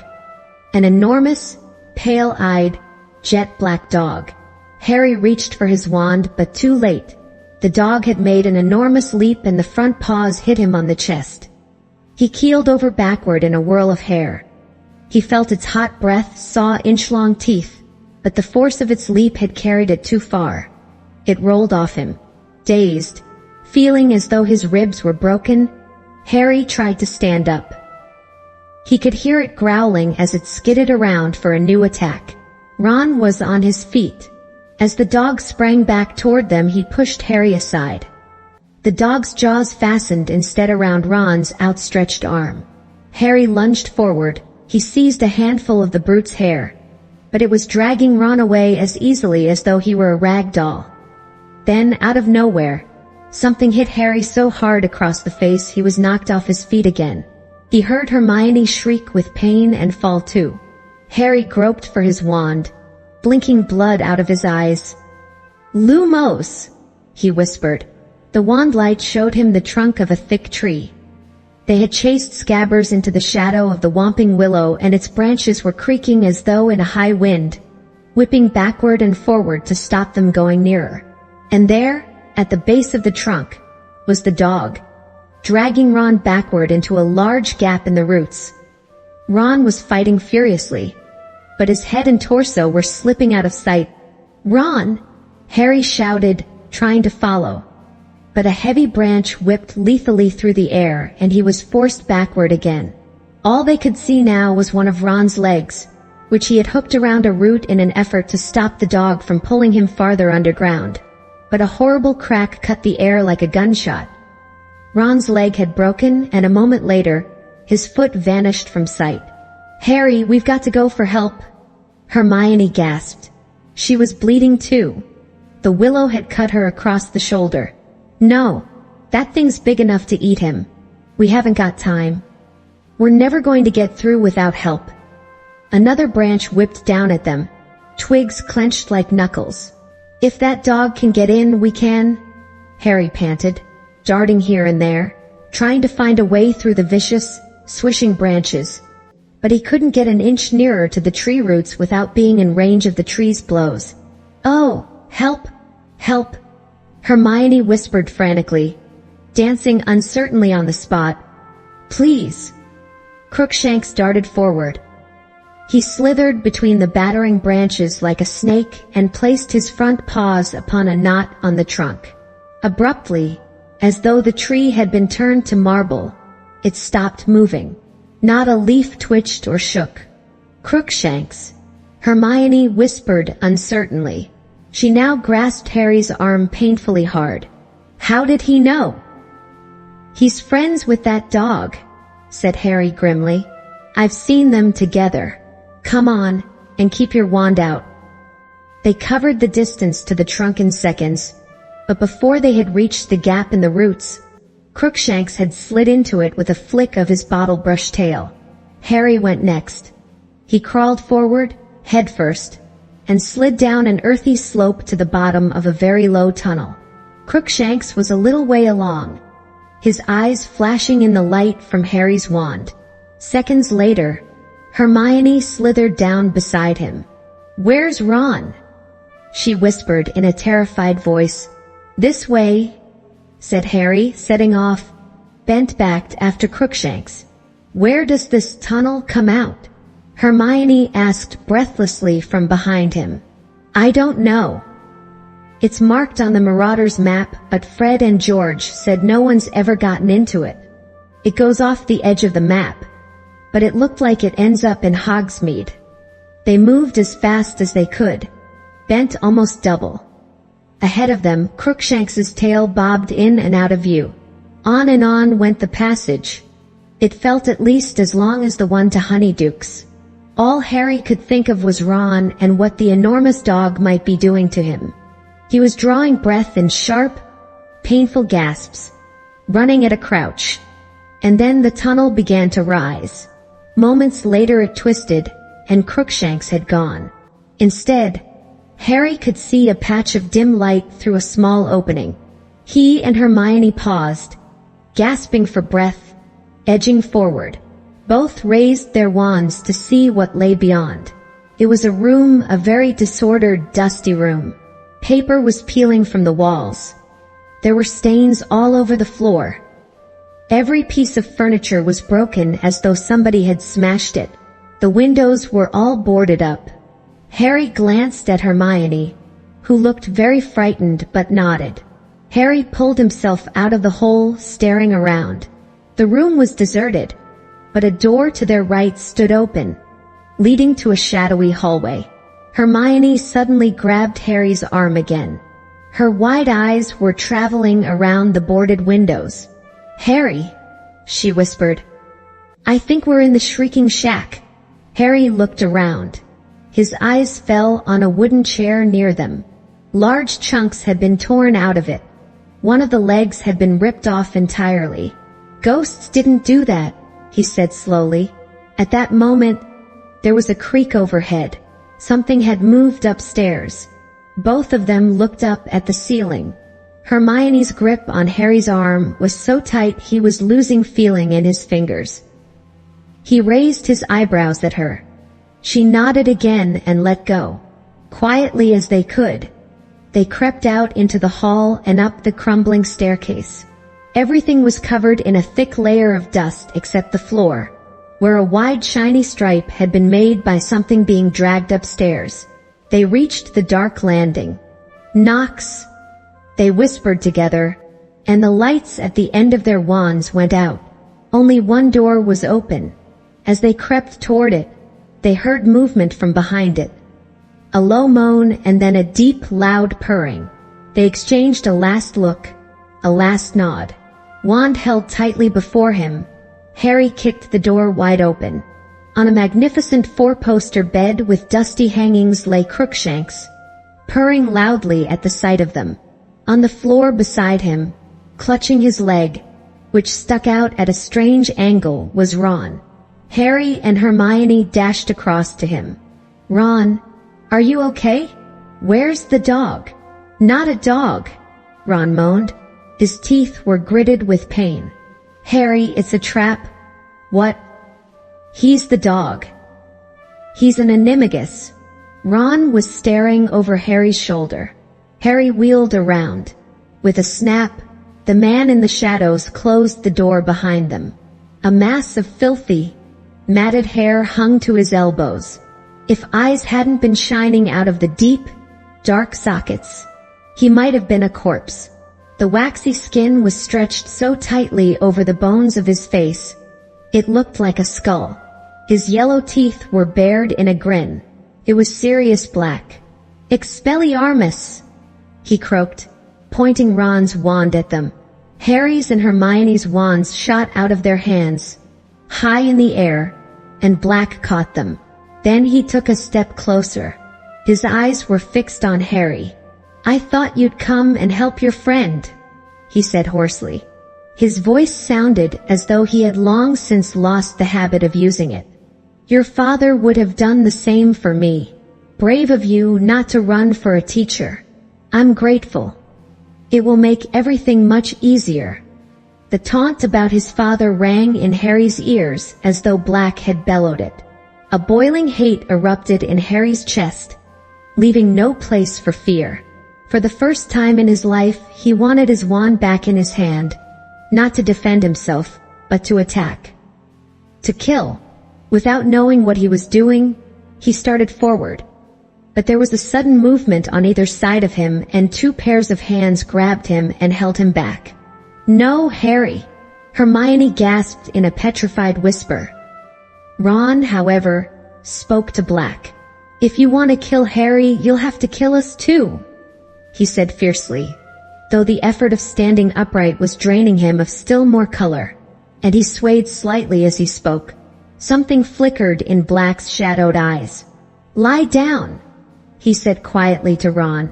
"You will damage that leg even more." "Did you hear me?" Ron said weakly, though he was clinging painfully to Harry to stay upright. "You'll have to kill all three of us. There'll be only one murder here tonight," said Black, and his grin widened. "Why's that?" Harry spat, trying to wrench himself free of Ron and Hermione. "Didn't care last time, did you? Didn't mind slaughtering all those muggles to get at Pettigrew. What's the matter? Gone soft in Azkaban." "Harry," Hermione whimpered. "Be quiet. He killed my mum and dad," Harry roared, and with a huge effort he broke free of Hermione's and Ron's restraint and lunged forward. He had forgotten about magic. He had forgotten that he was short and skinny and 13, whereas Black was a tall, full-grown man. All Harry knew was that he wanted to hurt Black as badly as he could, and that he didn't care how much he got hurt in return. Perhaps it was the shock of Harry doing something so stupid, but Black didn't raise the wands in time. One of Harry's hands fastened over his wasted wrist, forcing the wand tips away. The knuckles of Harry's other hand collided with the side of Black's head and they fell, backward, into the wall. Hermione was screaming. Ron was yelling. There was a blinding flash as the wands in Black's hand sent a jet of sparks into the air that missed Harry's face by inches. Harry felt the shrunken arm under his fingers twisting madly, but he clung on, his other hand punching every part of Black it could find. But Black's free hand had found Harry's throat. "No," he hissed. "I've waited too long." The fingers tightened. Harry choked, his glasses askew. Then he saw Hermione's foot swing out of nowhere. Black let go of Harry with a grunt of pain. Ron had thrown himself on Black's wand hand and Harry heard a faint clatter. He fought free of the tangle of bodies and saw his own wand rolling across the floor. He threw himself toward it, but arg! Crookshanks had joined the fray. Both sets of front claws had sunk themselves deep into Harry's arm. Harry threw him off, but Crookshanks now darted toward Harry's wand. "No you don't!" roared Harry, and he aimed a kick at Crookshanks that made the cat leap aside, spitting. Harry snatched up his wand and turned. "Get out of the way!" he shouted at Ron and Hermione. They didn't need telling twice. Hermione, gasping for breath, her lip bleeding, scrambled aside, snatching up her and Ron's wands. Ron crawled to the four-poster and collapsed onto it, panting, his white face now tinged with green, both hands clutching his broken leg. Black was sprawled at the bottom of the wall. His thin chest rose and fell rapidly as he watched Harry walking slowly nearer, his wand pointing straight at Black's heart. "Going to kill me, Harry?" he whispered. Harry stopped right above him, his wand still pointing at Black's chest, looking down at him. A livid bruise was rising around Black's left eye and his nose was bleeding. "You killed my parents," said Harry, his voice shaking slightly, but his wand hand quite steady. Black stared up at him out of those sunken eyes. "I don't deny it," he said very quietly. "But if you knew the whole story—" "The whole story?" Harry repeated, a furious pounding in his ears. "You sold them to Voldemort. That's all I need to know." "You've got to listen to me," Black said, and there was a note of urgency in his voice now. "You'll regret it if you don't. You don't understand." "I understand a lot better than you think," said Harry, and his voice shook more than ever. "You never heard her, did you? My mom. Trying to stop Voldemort killing me. And you did that. You did it."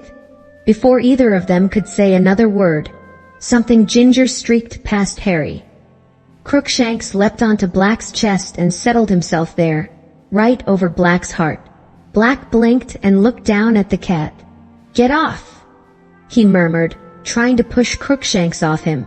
But Crookshanks sank his claws into Black's robes and wouldn't shift. He turned his ugly, squashed face to Harry and looked up at him with those great yellow eyes. To his right, Hermione gave a dry sob. Harry stared down at Black and Crookshanks, his grip tightening on the wand. So what if he had to kill the cat too? It was in league with Black. If it was prepared to die trying to protect Black, that wasn't Harry's business. If Black wanted to save it, that only proved he cared more for Crookshanks than for Harry's parents. Harry raised the wand. Now was the moment to do it. Now was the moment to avenge his mother and father. He was going to kill Black. He had to kill Black. This was his chance.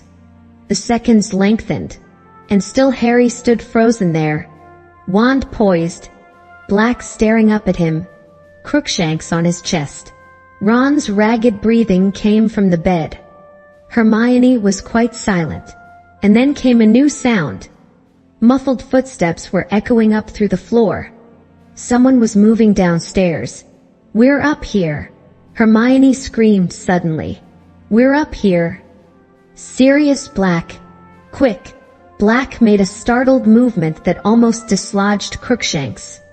Harry gripped his wand convulsively. "Do it now," said a voice in his head. But the footsteps were thundering up the stairs and Harry still hadn't done it. The door of the room burst open in a shower of red sparks and Harry wheeled around as Professor Lupin came hurtling into the room. His face bloodless, his wand raised and ready. His eyes flickered over Ron, lying on the floor over Hermione, cowering next to the door, to Harry, standing there with his wand covering Black, and then to Black himself, crumpled and bleeding at Harry's feet. "Expelliarmus!" Lupin shouted. Harry's wand flew once more out of his hand. So did the two Hermione was holding.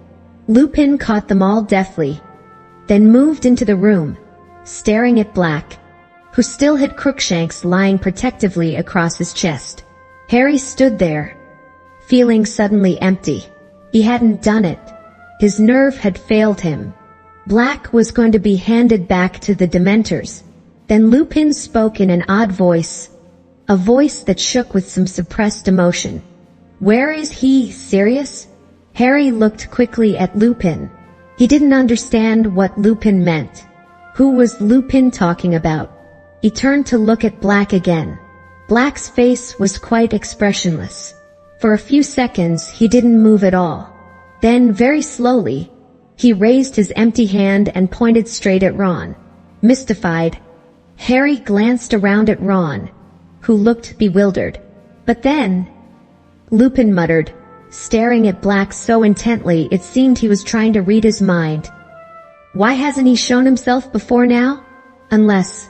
Lupin's eyes suddenly widened, as though he was seeing something beyond Black, something none of the rest could see. "Unless he was the one. Unless you switched. Without telling me?" Very slowly, his sunken gaze never leaving Lupin's face. Black nodded. "Professor," Harry interrupted loudly. "What's going on?" But he never finished the question, because what he saw made his voice die in his throat.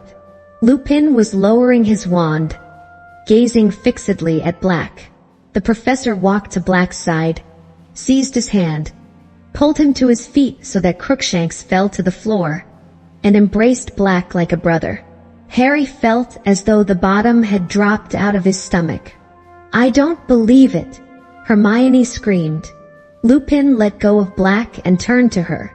She had raised herself off the floor and was pointing at Lupin, wild-eyed. You, Hermione. You and him." Hermione, calm down. "I didn't tell anyone," Hermione shrieked. "I've been covering up for you."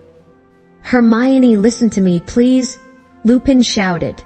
"I can explain." Harry could feel himself shaking, not with fear, but with a fresh wave of fury. "I trusted you," he shouted at Lupin, his voice wavering out of control. "And all the time you've been his friend." "You're wrong," said Lupin. "I haven't been Sirius's friend, but I am now. Let me explain." "No," Hermione screamed. "Harry, don't trust him. He's been helping Black get into the castle. He wants you dead too. He's a werewolf." There was a ringing silence. Everyone's eyes were now on Lupin, who looked remarkably calm, though rather pale. "Not at all up to your usual standard, Hermione," he said. "Only 1 out of 3, I'm afraid. I have not been helping Sirius get into the castle, and I certainly don't want Harry dead." An odd shiver passed over his face. "But I won't deny that I am a werewolf." Ron made a valiant effort to get up again but fell back with a whimper of pain. Lupin made toward him, looking concerned, but Ron gasped, "Get away from me, werewolf!" Lupin stopped dead. Then, with an obvious effort, he turned to Hermione and said, "How long have you known?" "Ages," Hermione whispered. "Since I did Professor Snape's essay." "He'll be delighted," said Lupin coolly. "He assigned that essay hoping someone would realize what my symptoms meant. Did you check the lunar chart and realize that I was always ill at the full moon? Or did you realize that the boggart changed into the moon when it saw me?" "Both," Hermione said quietly. Lupin forced a laugh. "You're the cleverest witch of your age I've ever met, Hermione." "I'm not," Hermione whispered. "If I'd been a bit cleverer, I'd have told everyone what you are." "But they already know," said Lupin. "At least the staff do." "Dumbledore hired you when he knew you were a werewolf?" Ron gasped. "Is he mad?" "Some of the staff thought so," said Lupin. "He had to work very hard to convince certain teachers that I'm trustworthy. And he was wrong," Harry yelled. "You've been helping him all the time." He was pointing at Black, who suddenly crossed to the 4-poster bed and sank onto it, his face hidden in one shaking hand. Crookshanks leapt up beside him and stepped onto his lap, purring. Ron edged away from both of them, dragging his leg. "I have not been helping Sirius," said Lupin. "If you'll give me a chance, I'll explain. Look." He separated Harry's, Ron's, and Hermione's wands and threw each back to its owner. Harry caught his, stunned. "There?" said Lupin, sticking his own wand back into his belt. "You're armed, we're not. Now will you listen?" Harry didn't know what to think. Was it a trick? "If you haven't been helping him," he said with a furious glance at Black. "How did you know he was here?" "The map," said Lupin. "The Marauder's map. I was in my office examining it." "You know how to work it?" Harry said suspiciously. "Of course I know how to work it," said Lupin, waving his hand impatiently. "I helped write it. I'm Moony. That was my friend's nickname for me at school." "You wrote?" "The important thing is, I was watching it carefully this evening, because I had an idea that you, Ron, and Hermione might try and sneak out of the castle to visit Hagrid before his hippogriff was executed. And I was right, wasn't I?" He had started to pace up and down, looking at them. Little patches of dust rose at his feet. "You might have been wearing your father's old cloak, Harry." "How'd you know about the cloak?" "The number of times I saw James disappearing under it," said Lupin, waving an impatient hand again. "The point is, even if you're wearing an invisibility cloak, you still show up on the Marauder's map. I watched you cross the grounds and enter Hagrid's hut. 20 minutes later, you left Hagrid and set off back toward the castle. But you were now accompanied by somebody else." "What?" said Harry. "No, we weren't. I couldn't believe my eyes," said Lupin, still pacing and ignoring Harry's interruption. "I thought the map must be malfunctioning. How could he be with you?" "No one was with us," said Harry. "And then I saw another, moving fast toward you, labeled Sirius Black. I saw him collide with you. I watched as he pulled two of you into the Whomping Willow." "One of us," Ron said angrily. "No, Ron," said Lupin. "Two of you." He had stopped his pacing, his eyes moving over Ron. "Do you think I could have a look at the rat?" he said evenly. "What?" said Ron. "What's Scabbers got to do with it?" "Everything," said Lupin. "Could I see him, please?" Ron hesitated, then put a hand inside his robes. Scabbers emerged, thrashing desperately. Ron had to seize his long bald tail to stop him escaping. Crookshanks stood up on Black's leg and made a soft hissing noise. Lupin moved closer to Ron. He seemed to be holding his breath as he gazed intently at Scabbers. "What?" Ron said again, holding Scabbers close to him, looking scared. "What's my rat got to do with anything?" "That's not a rat," croaked Sirius Black suddenly. "What you mean? Of course he's a rat." "No, he's not," said Lupin quietly. "He's a wizard, an animagus," said Black, "by the name of Peter Pettigrew." Chapter 18. Moony, Wormtail, Padfoot, and Prongs. It took a few seconds for the absurdity of this statement to sink in. Then Ron voiced what Harry was thinking. "You're both mental." "Ridiculous," said Hermione faintly. "Peter Pettigrew's dead," said Harry. "He killed him 12 years ago." He pointed at Black, whose face twitched convulsively. "I meant to," he growled, his yellow teeth bared. "But little Peter got the better of me. Not this time, though," and Crookshanks was thrown to the floor as Black lunged at Scabbers. Ron yelled with pain as Black's weight fell on his broken leg. "Sirius, no!" Lupin yelled, launching himself forwards and dragging Black away from Ron again. "Wait! You can't do it just like that. They need to understand, we've got to explain." "We can explain afterwards," snarled Black, trying to throw Lupin off. One hand was still clawing the air as it tried to reach Scabbers, who was squealing like a piglet. scratching Ron's face and neck as he tried to escape.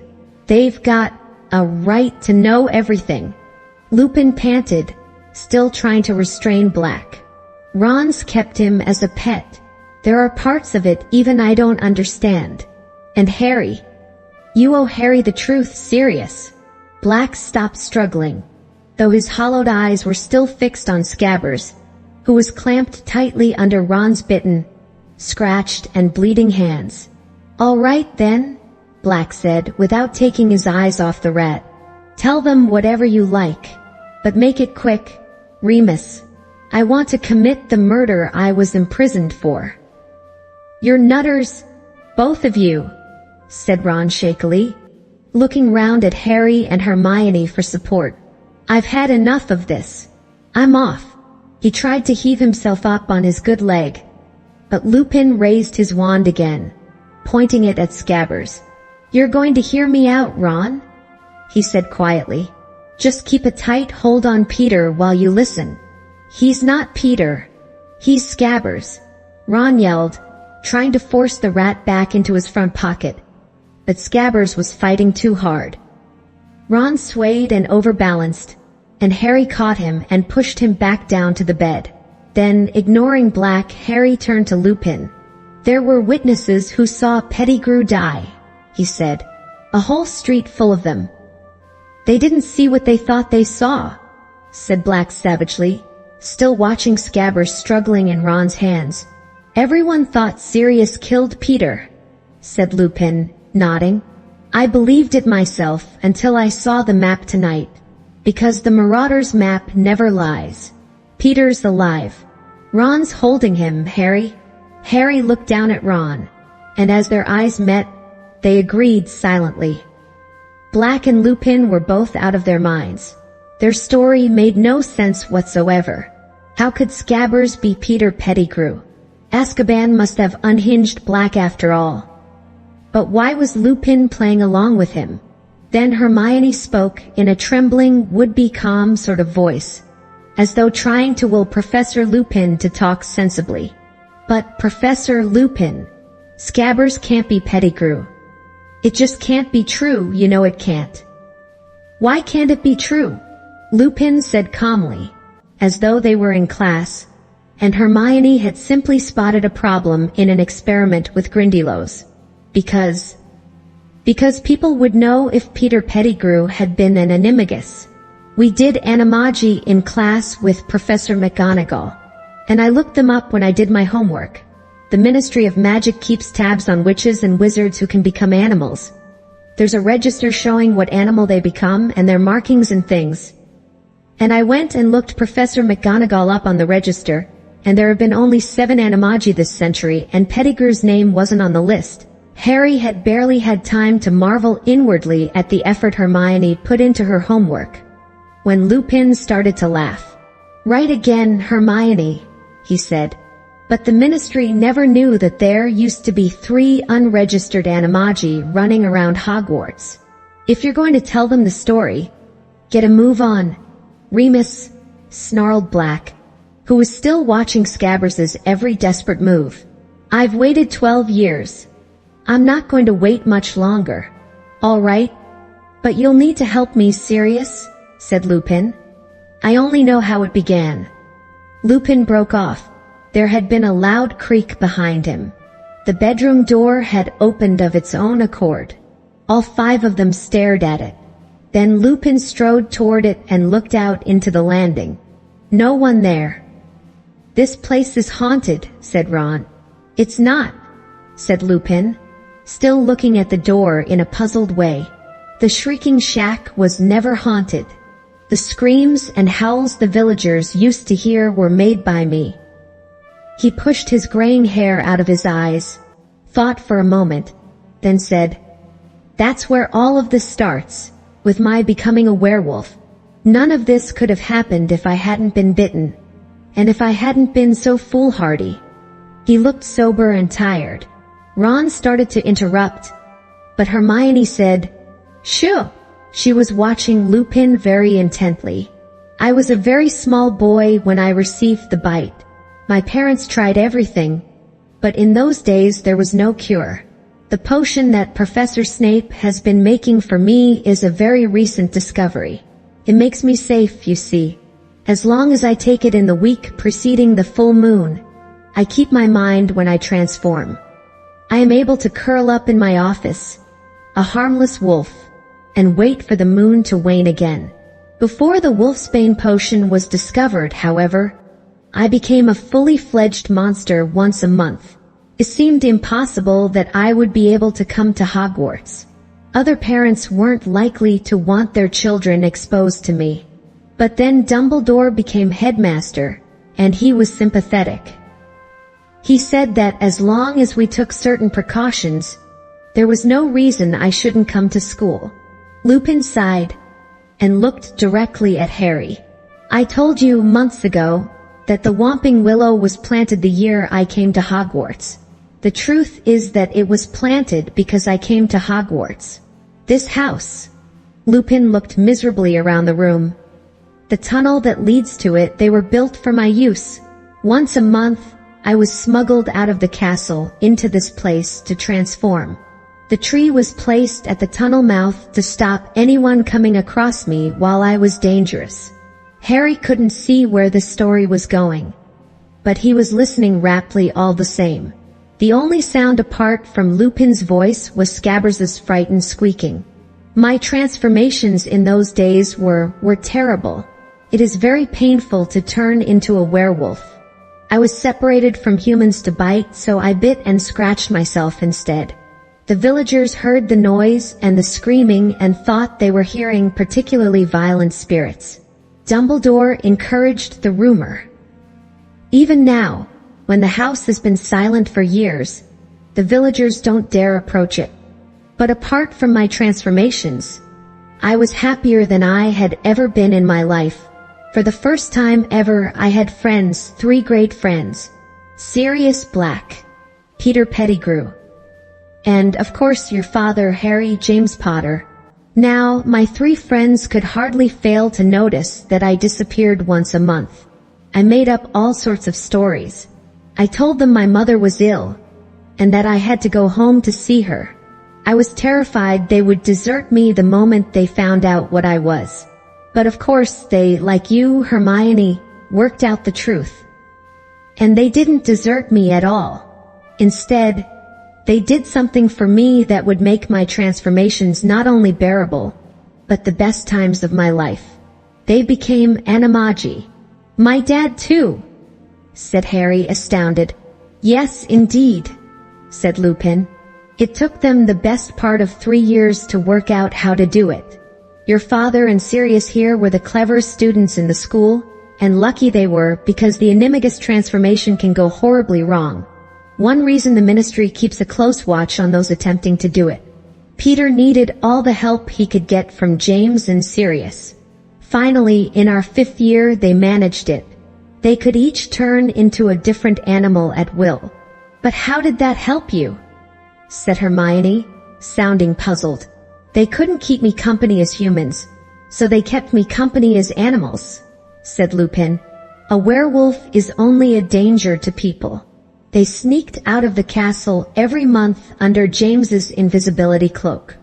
They transformed. Peter, as the smallest, could slip beneath the willow's attacking branches and touch the knot that freezes it. They would then slip down the tunnel and join me. Under their influence, I became less dangerous. My body was still wolfish, but my mind seemed to become less so while I was with them. Hurry up, Remus, snarled Black, who was still watching Scabbers with a horrible sort of hunger on his face. I'm getting there, Sirius, I'm getting there. Well, highly exciting possibilities were open to us now that we could all transform.